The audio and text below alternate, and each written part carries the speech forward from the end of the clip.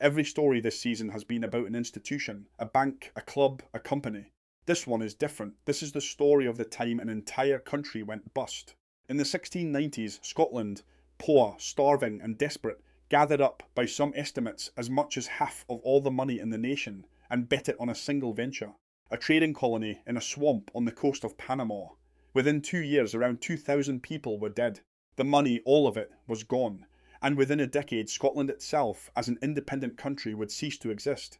Stay to the end of this one, because the final twist connects this disaster directly to episode 1 of this channel. 300 years later, this is gone bust. To understand the gamble, you have to understand the desperation. Scotland in the 1690s was a nation on its knees. The decade brought harvest failure after harvest failure. Scots called them the ill years. In parts of the country, famine killed perhaps 1 person in 10, and while Scotland starved, it watched its neighbour grow rich.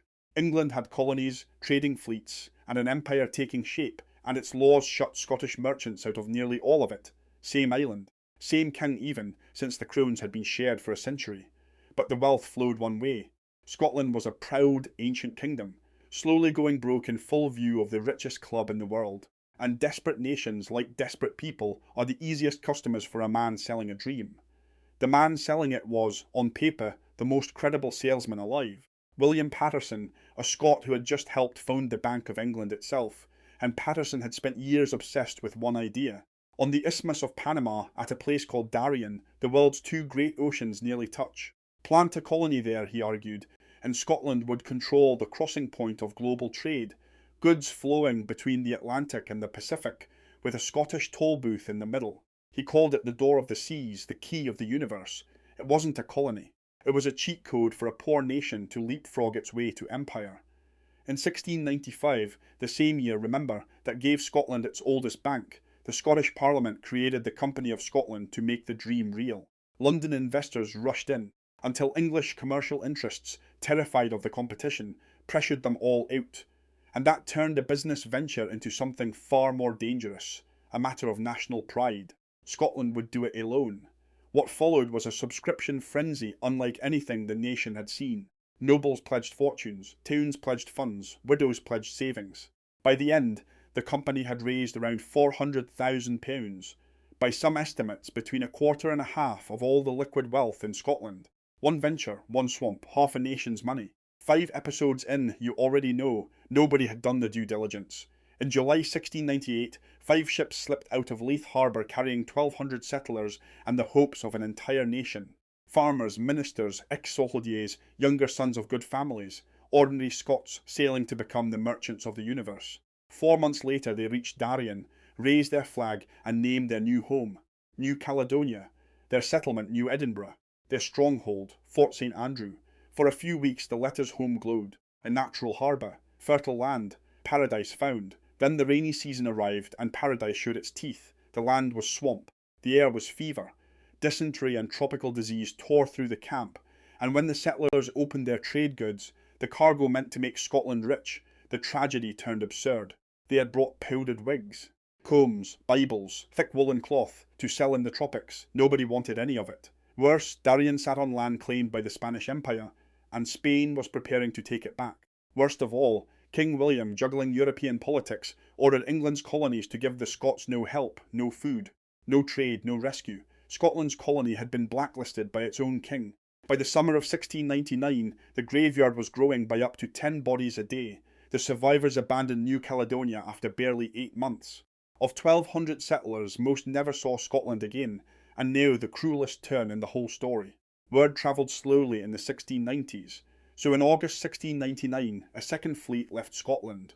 1,300 more settlers, sailing in high spirits toward a colony they did not know was already dead. They arrived to find New Edinburgh in ruins, huts collapsing, graves everywhere, jungle reclaiming the streets. They tried heroically to rebuild. There was even one shining moment, a Scottish raid that beat a Spanish force at Tubacanti.